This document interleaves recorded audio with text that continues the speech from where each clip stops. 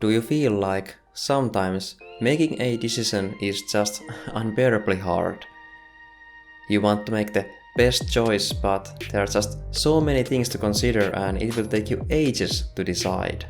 Maybe sometimes you end up procrastinating and not making a choice at all.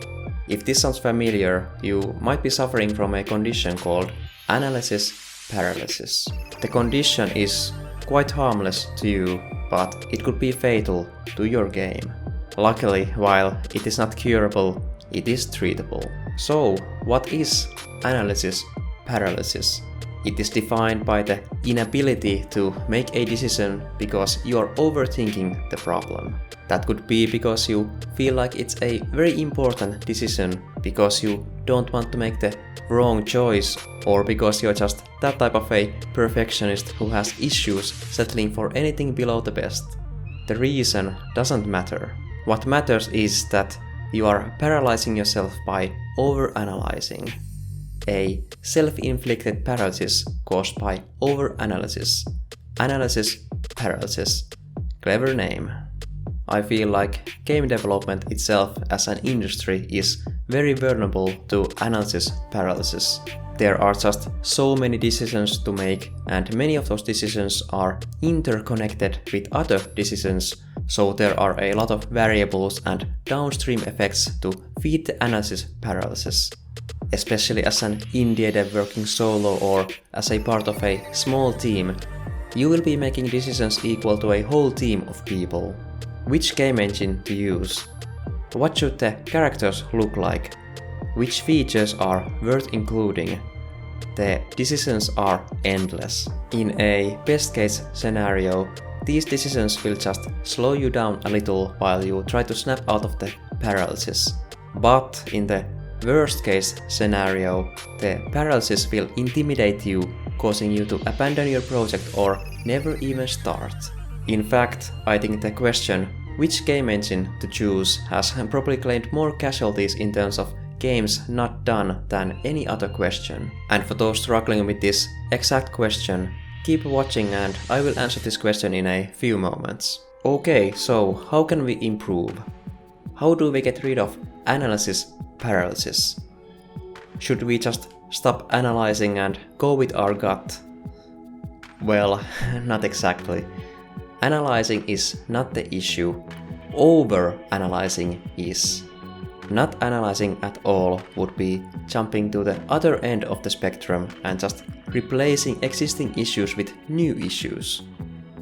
As with most things, we want to aim for somewhere in the middle.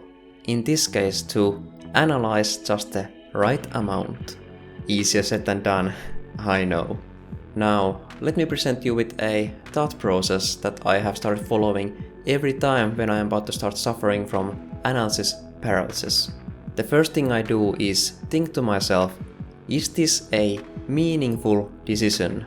As in, will this decision have noticeable long-term effects, or is it a very isolated choice that only I will care about? If it's not a meaningful decision, just go with your gut.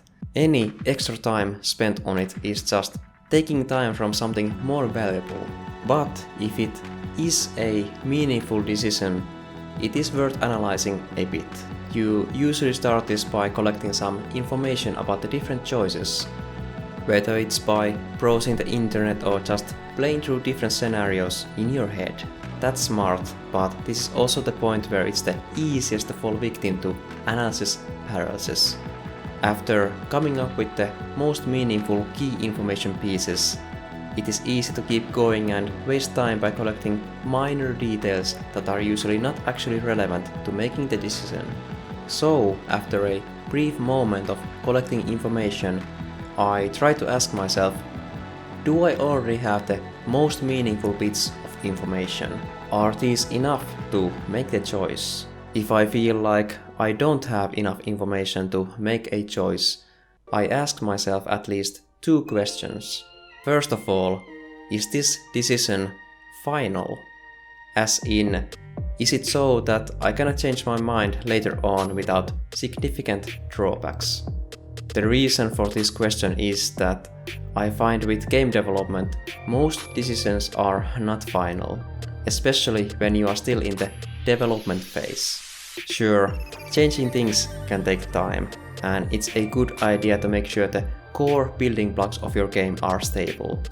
But most things can be easily adjusted later on, and decisions like what your main character should look like, what kind of an UI you will have, and so on, are not as final as they might first seem.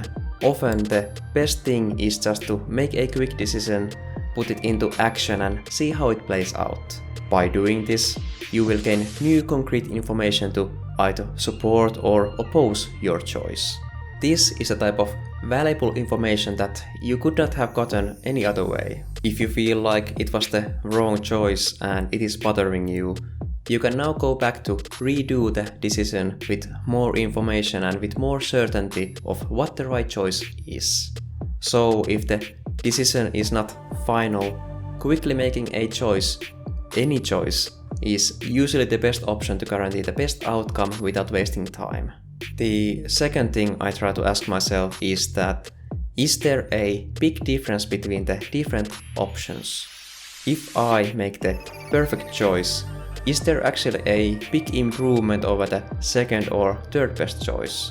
Usually this is not the case, and while the decision itself might seem meaningful, very important even, if the outcome values of the different options are very close to each other, well, that makes the decision not meaningful. Going by the first point in this thought process, if the decision is not meaningful, we can just go with our gut. And I think the dreaded which game engine to choose falls into exactly this category. It's a meaningful decision with long-lasting effects, but the difference between the choices is not that significant. There are at least two popular alternatives that are proven to be fully capable of creating and releasing professional quality games. Just pick one. Optimizing the choice any further is not worth the time, and there's a risk of you not making any choice if you start to dwell on it. After all, the game engine will not make the game for you. You need to make it yourself. Thus, choosing the best game engine is not important. Making the game is important, whichever tool you are using to accomplish that. So if the options are close to each other, again the best option is to just quickly make a choice, any choice. But what if you happen to run into a meaningful problem that requires a final decision then and there, and the choices are also not anywhere near each other? Well, in that case, then there's no option but to think about it some more. Just don't be too hard on yourself about making the very best choice, and be aware of the risk of falling victim to the analysis paralysis. Usually when I run into tough problems like this, I find that talking with others about the problem is the most effective way of moving forward. The point of that is not to have the other person make the choice for you, but through the act of describing the problem and your thought process on it, you are usually able to better align your own thoughts and realize what are the actual priorities. The other person might also be able to look at the problem from another angle to come up with new ideas and perspectives that you hadn't thought about. So that's how I try to tackle analysis paralysis. Of course, it's not always so easy, and sometimes I do end up wasting a moment or two with over-analysis. It's always a balancing effort.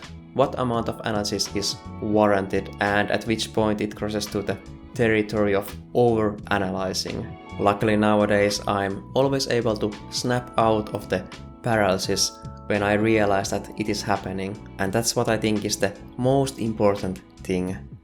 Realize that this kind of a thing exists, and it's a very common thing that hinders decision making. As soon as you just acknowledge the existence of analysis paralysis, you are already able to start fighting against it. But hey, that's all I have for this video. I would love to hear your thoughts on the subject, and if you have your own ways of handling analysis paralysis. Also, if you enjoyed the video, please leave a like and subscribe if you want to see more videos like this from me. Alright, thanks for watching and I'll see you in the next one.